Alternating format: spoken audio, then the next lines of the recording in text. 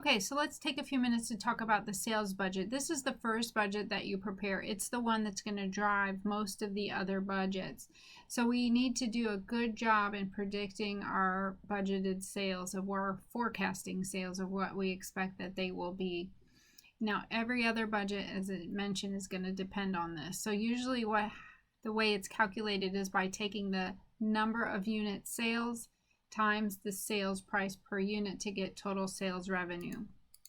Now, when managers are trying to set their sales forecast, they're going to typically look back and let's see what our goals were or what our actual results were, say, a year ago or last month, and use that as a foundation or a basis for going forward.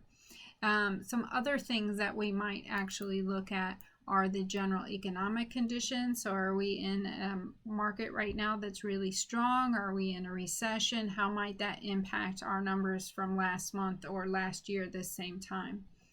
Are there industry trends? Is the industry trending upward or downward?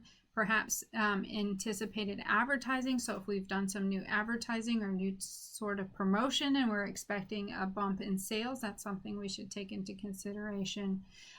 Price changes, if we've made a change in price, that can have an impact.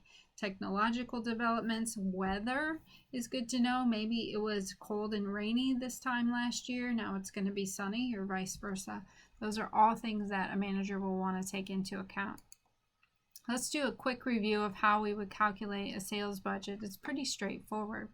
So in this example, Royal Company's preparing budgets for the quarter, and they are giving us the budgeted sales for the next 5 months. Selling price per unit is $10. All we need to do is plug in the budgeted or forecasted sales for each month, multiply it times the selling price per unit to get total budgeted sales.